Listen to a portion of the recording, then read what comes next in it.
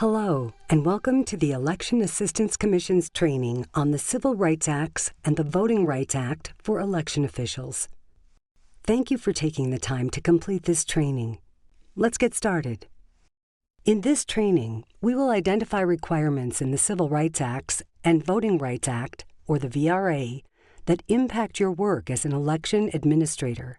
We'll cover these important pieces of legislation together because, as you will see, Congress passed the Civil Rights Acts in 1960 and 1964, followed by the VRA in 1965, which strengthens and expands the Civil Rights Act's protections. We'll start by focusing on requirements that apply nationwide, and then we'll cover parts that apply to state and local jurisdictions as determined by criteria set out in the law. We'll conclude with a note on federal election observers. Several of the requirements we will cover in this training are frequently the subject of legal challenges. We will note requirements that have been impacted by recent court rulings or are under court review. Election administrators should work with their legal counsel to determine how any changes to these laws impact their work. First, the Civil Rights Act of 1960 and accompanying legislation requires election officials to keep all records and papers related to voting in an election for federal office, including ballots, for at least 22 months after the election.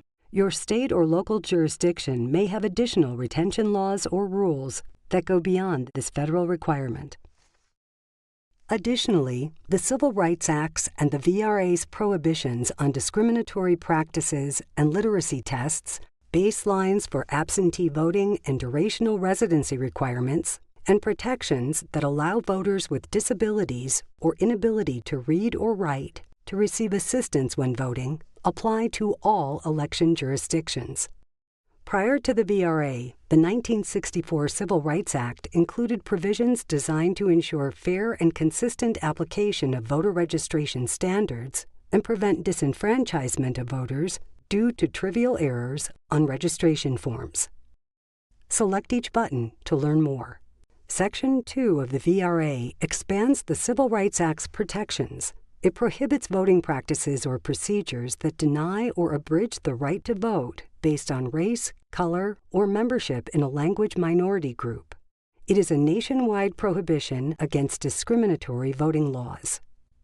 Select each button to learn more.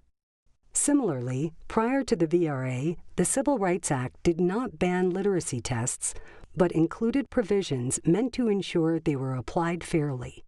It stated that if literacy tests were used, they must be applied equally to all voters and not be used to discriminate against racial or ethnic minorities. Initially, Section 4 of the VRA suspended use of literacy tests and other devices in jurisdictions with a history of discriminatory practices.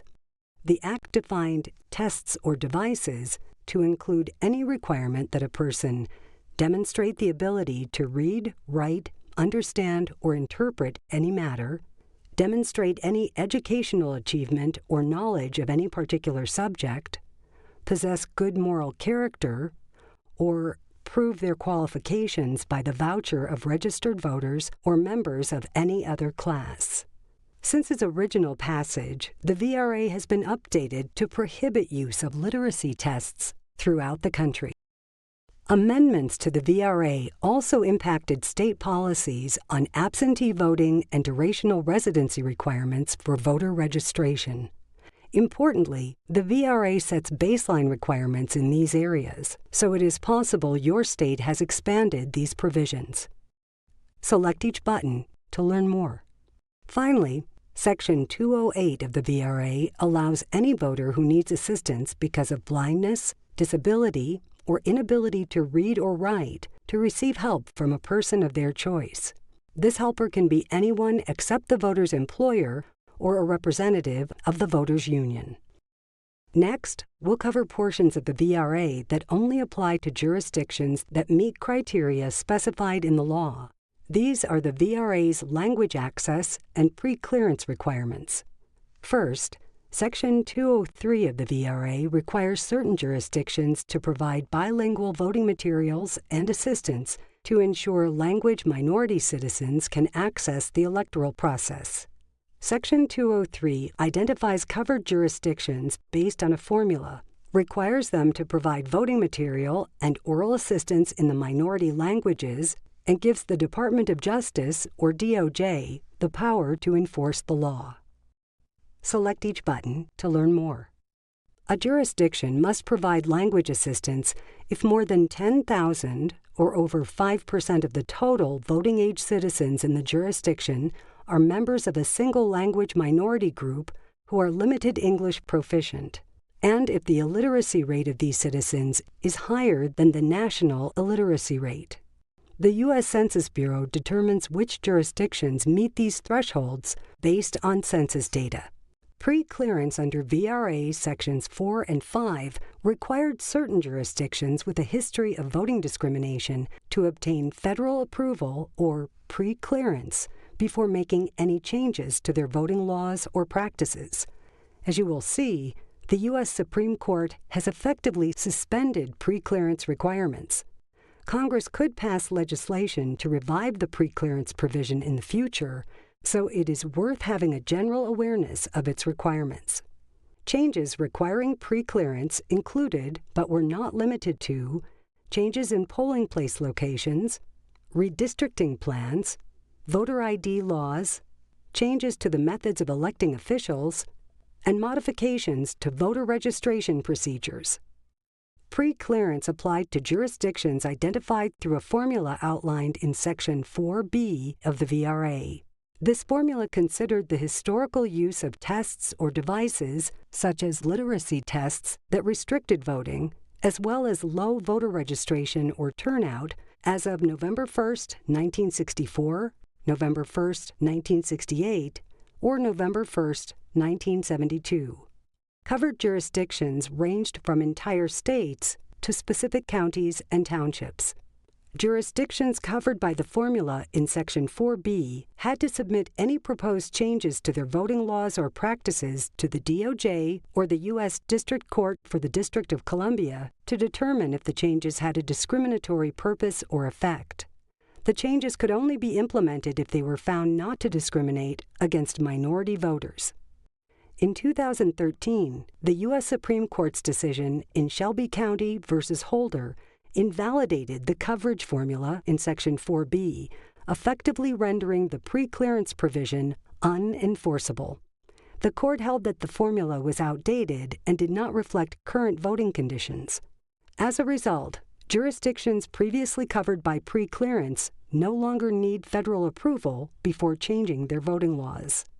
Although the Supreme Court effectively nullified the pre-clearance provision, it could become relevant again should Congress enact a new coverage formula. Let's check your understanding. Read the question and answer choices and select your answer. Then select Submit. There are currently more than 20 languages covered under Section 203 of the VRA. The Election Assistance Commission, or EAC, has mapped current language requirements and provides resources and best practices for implementing a language access program. Jurisdictions that fall under Section 203 are required to provide voting materials, including ballots, instructions, notices, and other written materials, in the relevant minority languages. Covered jurisdictions must also provide oral assistance in these languages during elections. Let's check your understanding. Read the question and answer choices and select your answer. Then select Submit. The DOJ is responsible for enforcing these provisions, which may include suing jurisdictions the DOJ believes are not fulfilling Section 203's requirements. The DOJ also provides guidelines and technical assistance to help jurisdictions meet their obligations, including help training poll workers to assist voters in minority languages, accurately translating election materials, and publicizing the availability of language assistance. Lastly, before Shelby County v. Holder invalidated the VRA's Section 4B coverage formula, the Attorney General could assign federal observers to voting areas it believed were at risk of discrimination.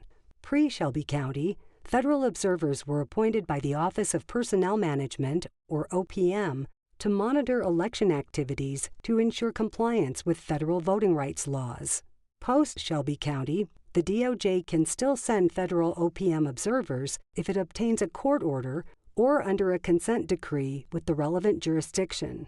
Such federal observers may be tasked with monitoring polling places to ensure that voters are not subjected to discriminatory practices, reporting on the conduct of election officials and the treatment of voters, observing the overall election process, including voter registration, ballot distribution, and vote counting. In sum, the DOJ has two options to send federal observers to monitor state administration of federal elections. The DOJ can send OPM federal observers to jurisdictions where a relevant court order or consent decree applies, or the DOJ can send DOJ personnel to monitor elections with the permission of the jurisdiction. Congratulations! You have completed the Election Assistance Commission's training on the Civil Rights Acts and the Voting Rights Act for election officials. You should now have a better understanding of the Civil Rights Acts and the Voting Rights Act. As always, thank you for your work in elections.